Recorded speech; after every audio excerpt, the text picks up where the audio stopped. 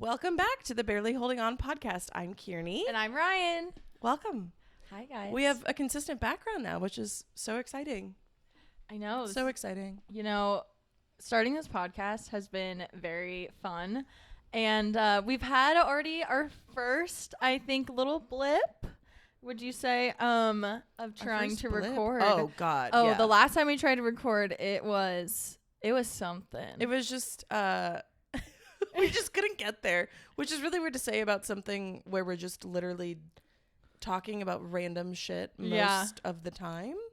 But it's okay. It was a learning okay. experience, and I'm happy we had it. It's been, I mean, the whole thing has been, I've learned a lot already, which is fun. And it's just fun to like dive into this new thing and like be like, oh yeah, we can set up so much faster now than we could before. Wow.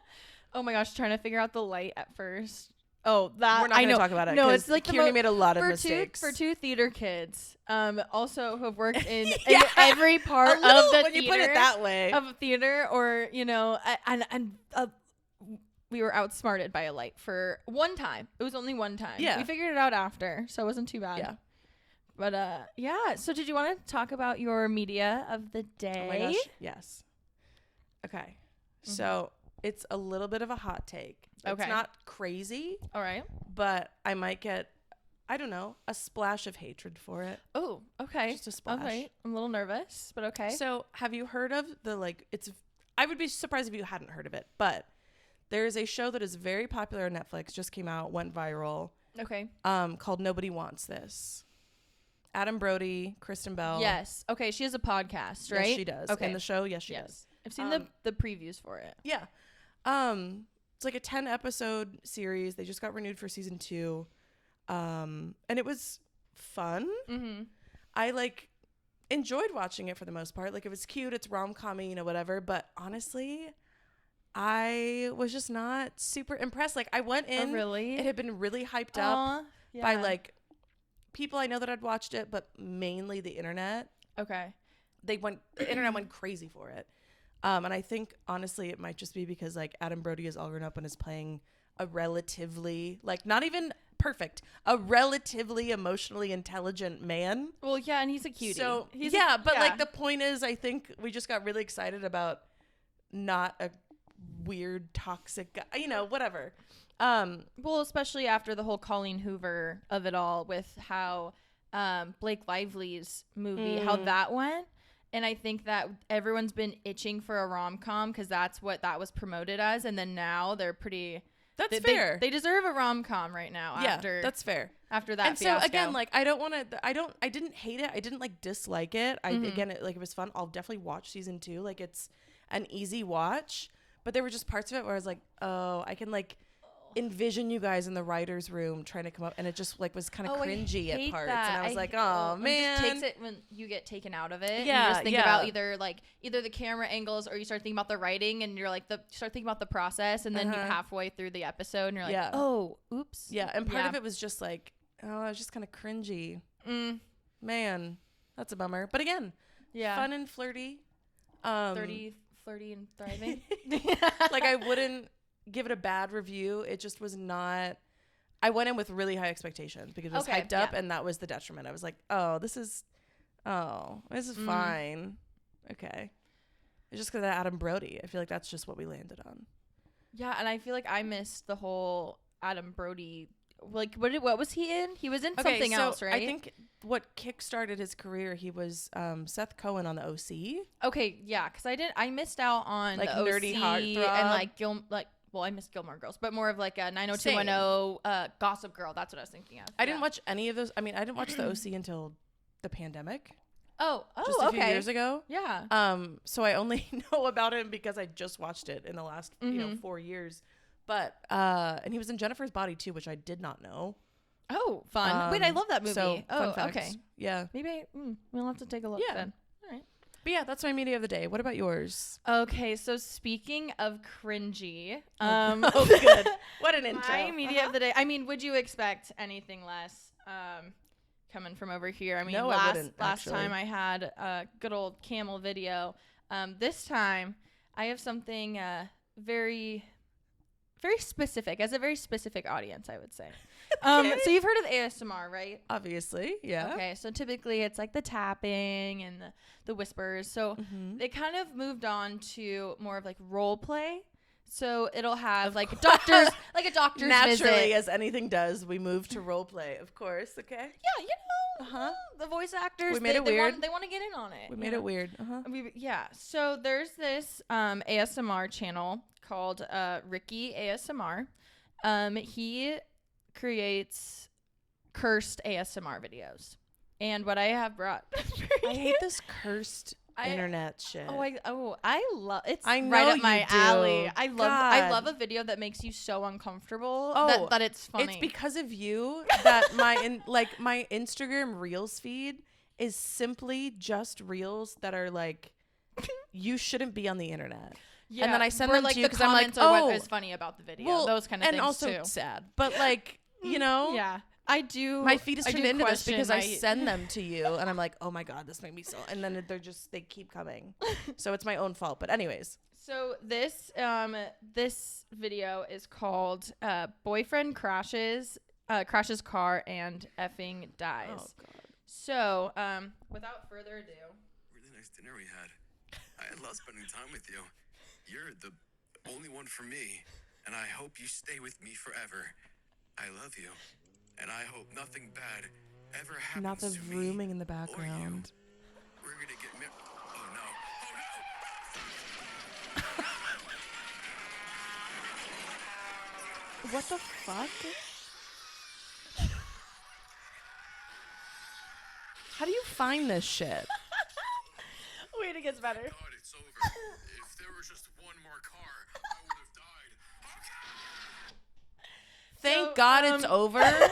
No one says that when they're in a car Wow, crash. it couldn't get any worse than this. And then an anvil Thank falls. God there's not one more car. Oh, look, here comes one more car to kill me and finish the job. Oh my gosh. That's terrible. Yeah, I found it from our Lord and Savior Brittany Broski. I love her. But it's definitely That was awful. it's beautiful. I think that there's just some art in there. Kinds of people. I love it. Oh my God. I want to find more, and I'm really tempted to just make my media of the day strictly boyfriend ASMR clips. But I won't do that to everyone. Yeah, I won't do that. Please. But Don't do it to me. Oh, I mean, Screw the listeners. you're right. You're right. The listeners. What about me? For legal reasons, that's a joke. For legal reasons, yeah, of course. So today's after that beautiful video, we wanted to talk about something, I guess, a little bit more serious. Yeah, what a for today. I know, what a segue. How do we transition into the actual topic? Okay. Yeah. So what we're going to be talking about is imposter syndrome and burnout. Okay, yeah, I'm going to talk about burnout, Okay. Which was very near and dear to my heart about 9 months ago, I guess, at this point. Yeah. We'll get into that, but I do want to start with just like a basic definition of it, which I'm sure everyone knows what it is, but I think it's interesting to like start with kind of just the words Definitely. as to what it means and then go from there. But so this is Psychology Today, and their definition of burnout is a state of emotional, mental, and often physical exhaustion brought on by prolonged or repeated stress. Though it's most often caused by problems at work, it can also appear in other areas of life, such as parenting, caretaking, or romantic relationships. Oh, wow. I think that's really interesting, and I'll touch on that in a second. But yeah, obviously, I think the majority of the time when we hear people talk about burnout, it's related to work. And at least for me, when I think about this, I think the conversation, at least like a really big focus on the conversation about burnout, started with the pandemic. Okay. Yeah. Because that's when we got this hyper focus, like huge spotlight on occupational stress, what frontline workers means, what necessary essential workers mean, like what all of these things mean, and like how work affects us. And obviously, you know, I don't need to explain it further. Everyone knows kind of, especially in the US, the conversations that started coming up about work and about work-life balance and about remote work and all of these things when the pandemic started and continued. But for me personally, my experience with burnout was, from what I've heard from other people that have experienced it and just from the internet, because obviously the internet is a huge resource for our generation in particular when we're going through anything, and younger generations obviously. But my experience was very similar to most people's, I think, which was like, I didn't realize until months into being burnt out that I was burnt out. Yeah. Or months into burning out actively, like the progression of that's what was happening. And I think that's one of the like most interesting and scariest parts of burnout is you don't realize it oftentimes until it's too late. Yeah. And not too late that like you can't get out of it, but too late in like, oh, I just remember having a moment where I was like, oh yeah, I'm not okay. Like I shouldn't be. And like, I don't like to use the word should a lot when it comes to like mental health and well-being, but like it's, I guess another way I'll phrase it is just, it's not normal for me to be crying almost every day after work. It's not normal for me to be mentally and physically exhausted almost every single day after work. It's not normal for me to not want to do things that I love, or even like be around people that I love, because I just don't have the capacity to do it. And like, I'm going to get emotional, but it's, it was something that took a really long time for me to notice was happening. Yeah. And once I did, it's even scarier, because once you notice it, or once I noticed it, it was like, oh fuck. Okay. But like, how the fuck do I get out of this now? And mine, in full transparency, was like, I was at a job that was, not great. Like the environment was super toxic. I had a really rough experience with management and it wasn't just me. And I would consider myself someone who's a pretty good employee and worker and like, yeah, you are colleague too. Like I'm not someone that causes issues or anything. So like I already knew that, but that environment and the situation I was in made me question that. And so that's, I think what's interesting too, is that it kind of ties in with imposter syndrome. And I know you're going to speak on that. Yeah. But yeah, I think the biggest learning I took away was like, there's a couple things. Obviously, number one, which I already knew, but going through burnout kind of just re-emphasized like, oh yeah, okay, no fucking job, in this case, again, occupational burnout, no job is worth total fucking misery. Total fucking misery.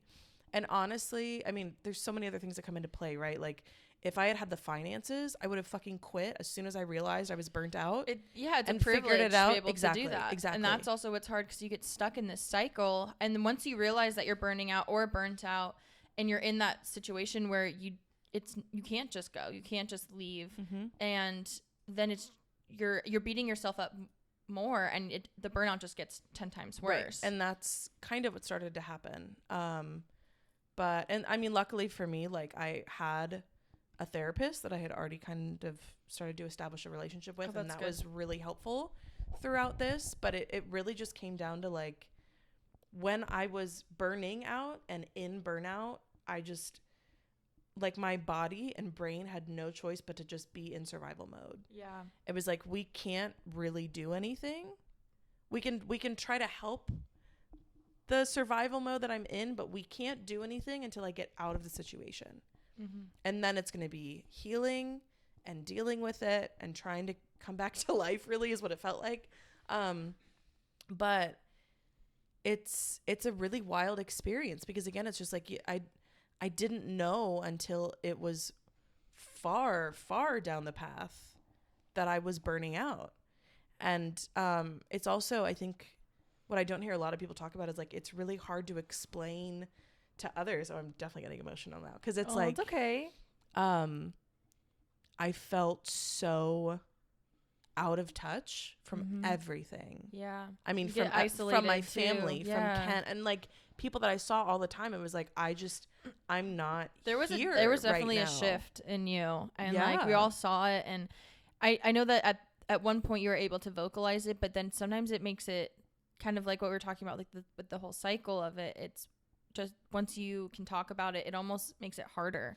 Right. Because you're so aware. It's just overwhelming. It is. Yeah. It's, Really it's a huge thing to notice in yourself, and also just to just be in general. Yeah. And I think, like there's almost sometimes when I think back to it, I'm like, gosh, I don't even know if I like remember fully how it felt. Cause it was just, it's such a different state. Like I was in such a different headspace, a different physical state. Like, and it's just, I just think it's a really interesting phenomenon because it's also, as the Psychology Today definition says it, like it's not just work. Yeah, it's not. It can be parenting. It can be romantic relationship, God forbid. Like it can be other things. And it really just comes down to like, at least the way that I think about it is like so much acute stress over time that you never fully get a break from. And it just keeps building until it's like, oh, fuck, I'm not okay. I'm not okay. I don't feel like myself. I don't feel like anything is normal. And I don't know what to do. I just feel overwhelmed because it's like, again, like to your point about like the cycle, I'm burnt out, which means I have basically nothing in the tank, which means I can't even think about how to solve this. Yeah. Which means that's just making it worse for me. And it was so scary for a little while there because I was like, I mean, this wasn't a huge concern of mine, but there were a couple times I was like, what if I can't get out of this? Like, what if my situation changes and this is just something that I'm like stuck in right now, which I think is a common thought to have whenever you're going through some sort of state of distress. Like, yeah, of course. That's a very common thing for your brain to like jump to because we're just trying to solve for fucking anything.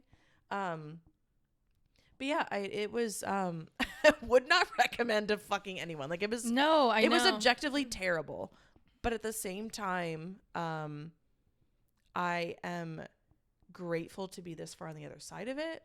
I am grateful to have had the resources to help me through it and to help me have healed from it once I was finally in a space where I could like fucking chill. I mean, like, and that's the thing too, is it's not an overnight fix. Once, like for me, it was the situation needed to change and then I could start to like deal with what I went through, deal with the trauma, because there was trauma there, work related.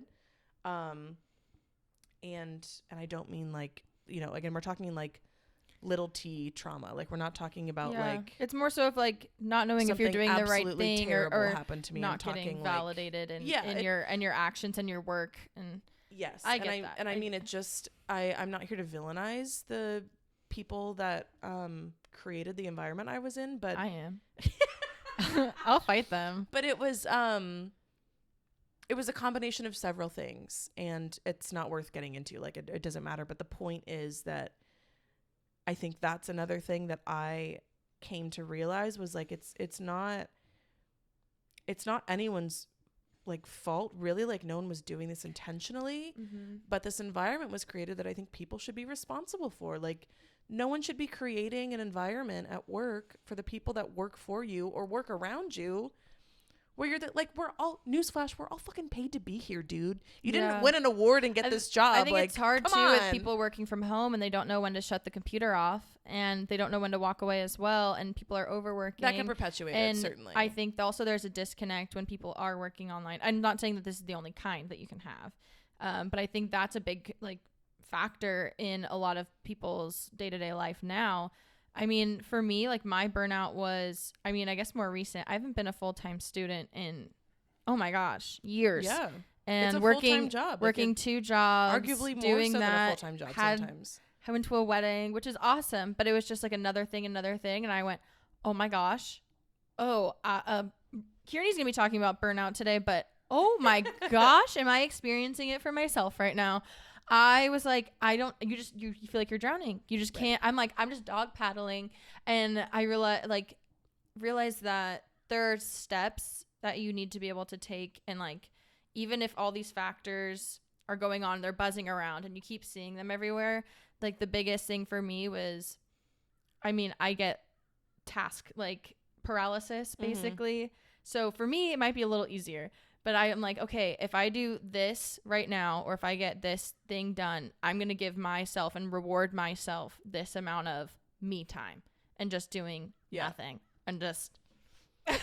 Yeah, no, I mean, part of that survival that just like got me through My brain was shuts like, down. I need to prioritize self-care as much as I can, which isn't going to be a lot when you're fully burnt out and like drained. Like, but I had to take it any way that I could get it. Exactly. So that I was going to be okay. As okay as I could be. And by that, then you just want everything to be quiet. You want it to stop. So then you end up missing out on hangouts with friends or different obligations. And then you kind of feel at least for me, like I felt like guilty for not doing certain things or going out. But I'm like, no, I need this for myself or I will be a menace to society. Yeah. Like there's no way that it's going to come out in a positive way when I hang out with people. I'm just going to be constantly thinking about all the things either I need to get done or that, oh my gosh, I'm not in a good mood. Am I helping everyone else? Like, am I having a good time? Right.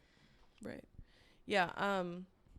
But that's really, I mean, and sometimes we're just not having a good time out here. Yeah. And I mean, that's okay. a different thing too, but it just, yeah, it was something that, and then once I changed my situation, very fortunately, again, like having the resources to be able to do that, it took a while. I mean, like I still get like a little triggered every once in a while, but it doesn't really, I'm so far detached from it at this point, I think that it's not really something that I struggle with at all anymore, but especially the first few months after starting my new job. Oh, I saw a difference in you immediately. But I know that you had you still had the hesitancy of like, am I doing this right? I don't know. Yeah. I mean, but oh my gosh, your demeanor and your attitude, like I felt like you like lit up again the moment you changed your job. I was, I mean, like I really at that point, like when I was burnt out, that was probably the closest I've ever really come to actually fully understanding what like shell of a human feels like. And I just think about, and you know, to your point, like I heard from people that know me that they could immediately see a change, but also like it was not overnight that I felt better. Oh, okay. Like there was a relief there Uh-huh. when I started my new job, but I was like, oh, there are things that I'm super worried about right now that I don't need to be, but I can't help but to be because of the environment I was just in.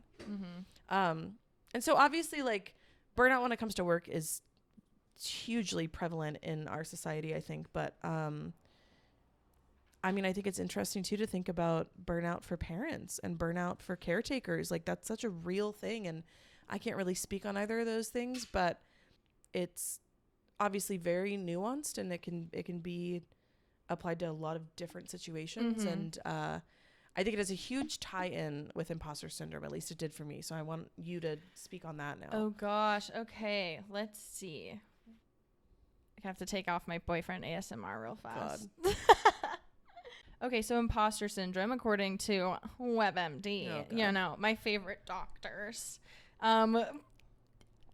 Yep. So my favorite doctors, they diagnose me all the time. Oh, I think I have like 10 million things. I'm pretty sure I'm dying right now of whatever disease that I've last Googled. But imposter syndrome is when you doubt your own skills and successes, you feel you're not as talented or worthy as others believe, and you're scared that one day people will realize that. Although it's not a mental health diagnosis, imposter syndrome can cause real harm in different areas of your life. You might also hear it called imposter phenomenon, fraud syndrome, or imposter experience, which I have not. I was going to say I've never heard anything besides just imposter syndrome. And I can't hear the word phenomenon without going, phenomena. So that's where my brain's at lately. Wow. I just had a really vivid memory of that video. Why was that popular? The Muppets.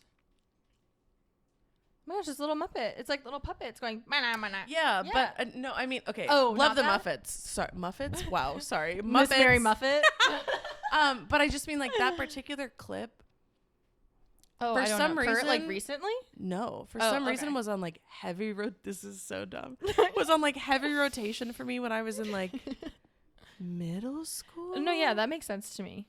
There was a whole cluster why. of videos that were like, oh wow, they're like, this is taking me back. Yeah, they were YouTube videos, but they were like really stupid. I mean, it's probably just because of like the birth of YouTube that everyone is rediscovering things. Sorry, that no, it's fine. Just like no, that actually I felt like sounds a lot better I was than in this, that so how Raven. depressing this like is. just the way that like took me immediately back I love to. it. That should have been my media of the day.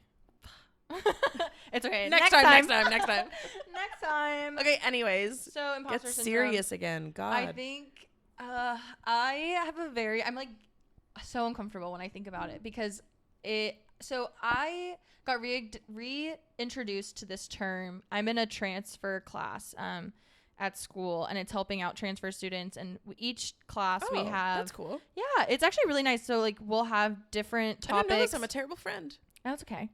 No, it's okay. I talk about all my hard classes. This one, it's okay. No, it's fine. I don't know. I might. You are, but it's fine. No, you're not. You're a great friend. I know. This is me having imposter syndrome. Tell me I'm nice. Tell me you think I'm pretty. So we have different topics each week, and sometimes it'll be either about the school, or sometimes it's about us, and maybe it's studying techniques. It's imposter syndrome, different stuff like that. And the first week we talked about imposter syndrome because being a transfer student, especially like I'm older, I'm 28, and I'm going into like a 4-year. And it's weird going into classes and everyone's younger than you. Mm-hmm. And they got into the school from high school. And so I know it's still an accomplishment to be getting in, but because I'm doing it later in life, it doesn't feel as big of an accomplishment. And so that's what we were discussing in class. And then I realized, oh my gosh, Ryan, you do this all the time. Is that I will, like when I used to do pageants, I wouldn't practice. I wouldn't practice my on stage stuff. Maybe I'd do it once or twice, like whatever, because I was so afraid of doing bad, or if I did well, it just became like luck. And it just was never something that I felt like I deserved. And because of that, I think I didn't continue with it because I didn't allow myself to invest this time in fear of not doing it right or fear of so many other things. So I just think it's really cool now being able to have a name for it after so long experiencing all of this. I don't know. It's hard, but I think I also just get so excited once I have a name for something. It's super helpful. It's so powerful too. Like I'm like, okay, that's what this is. But then also it is a curse at the same time because I'm like, okay, that's what this is, but I don't know how to get out of it sometimes. But, but that's okay. I mean, like, I don't think there's ever a point in which a person in their life would never experience imposter syndrome again. Like, it is a function of the society we live in, kind of. Totally. Especially with social media. I mean, that's a whole other part of the conversation. That can be a whole episode. Yeah. It could fucking probably be 10. It's just like there's so much in there and within that affects us. But I think what's interesting too, again, just like tying it back to burnout, was imposter syndrome is this experience and burnout is an experience. Yeah. And I absolutely experienced even more intense imposter syndrome than like other normal, like one-off times because I was burnt out. And partially, I mean, just because of, again, the environment that I was in, and the way that I was treated at work. But it really, like, when you're so drained and you're so burnt out that you just had like nothing else to give. Yeah. Again, it just compounds on like, oh, well, like, I don't feel like myself. I'm not doing well. That must mean that these things are suffering and I feel like I'm suffering. So then like, I'm not as good. And so then like, if I had any success, it was like, oh, well, like, that's just lucky because I'm not doing well. Exactly. So like, that's not me. That's just like a spur of like it just, those things can perpetuate each other. And it's so interesting. And something that you said that I think is interesting as well is like, you were talking about essentially self-sabotaging, like your pageant experience. And it's funny because like, it just sounded like, oh, I'm experiencing imposter syndrome. So the action I'm going to do, because this is what my brain thinks is going to solve it, is I'm going to self-sabotage instead. Yeah. And then I don't think when in actuality that just like perpetuates the imposter we syndrome. Love a good cycle. Yeah. But our brains are really interesting, and I'm not a therapist, obviously. Yeah. We're not trained professionals, but we've both been through these things. Yeah, and I think a lot of people can relate to these. Situations in just in any walks of life. I think these are so relevant. Yeah. That one. Prevalent. Yeah, both. What is that? Yeah. Prevalent. Honestly, I think you created a word. She's a literature major. Oh yeah, I can't wait to teach the youth. You? That's right. I'm an English single subject major. Okay. Well, So I will be teaching the youth. I So guess. everything that you hear from this, no, you didn't. Can't wait. Well, I mean, It's convincing. I'm very excited to be a teacher. You're gonna be a great teacher. I love watching videos on teaching. I'm just, wow, it's gonna be really cool being that teacher that either I've always wanted or that I did have, and it's really cool. Yeah. Guess what? You're gonna have imposter syndrome about being a teacher when you become a teacher. Oh yeah, I'm But that's learning natural. linguistics, and I didn't know what I learned how to use the red pen and what I would do to grade, and that was crazy. I'm like, you're gonna trust me with this? Love that. I mean, I'm gonna do well. I know that. Oh yeah. But I'm just still like, wow, this is what I'm doing, and that just feels like stinking crazy. Yeah. I don't know why I got scared.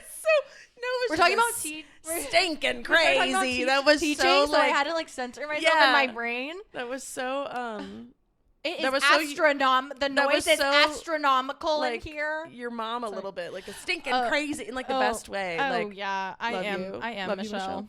Oh gosh, when she hears this. Yeah, that's what I was just thinking about Love too. you. I love you, Mom. I mean, in the best way. It was just really funny. All right. Well, Okay. Well, I think it was wow, look at us with a semi-informational episode. Wow. Who are we? Yeah, I just think too, and I just want to say, like, if anyone, like, if you experience these kinds of things, I think the biggest thing for me was knowing that, like, I'm not crazy. Like, I'm not crazy for, well, okay, different. I'm not crazy, I should specify, for experiencing burnout. Oh, And yes. something that was really helpful for me too was like, because there were times I was like, well, like, it's not that bad, so I shouldn't be burnt out. That's not how it works, babes. Like, I'm just going to tell you right now, like, if you're experiencing acute stress over and over again, it's going to fuck you up a little bit, okay? Just a little You bit. just need to know that. So if it's happening, it's okay, but just do what you can, scale it back, survive your best before, like, until you can change the situation. Like, you'll figure it out, but don't gaslight yourself into being like, I shouldn't be this upset, because I think that's also something. And if you do that, just we're guilty recognize of. it at some point, because it might happen. And you know what? It's gonna be Yeah. okay. No, everything is gonna be okay. But for real, take care of your fucking mental health and like go to therapy. Go to therapy. I think is like my big, like, I don't care if you're like, but I've never had a bad day in my life. First of all, you're lying, and second of all, go to therapy. Oh my gosh. Yeah. All My right. biggest Well, tip. on that, Hot tip, hot off the press. Yeah. Wow. I mean, on that note, I Sorry, think I'm gonna let you guys That was go. really aggressive. Yeah, After- go home and think about it. After we just yelled at them, we're gonna let you guys go. We're gonna let you go. All right. Thank you guys so much for listening. It's been another amazing episode, and we'll see you guys next time. See you next time. Bye.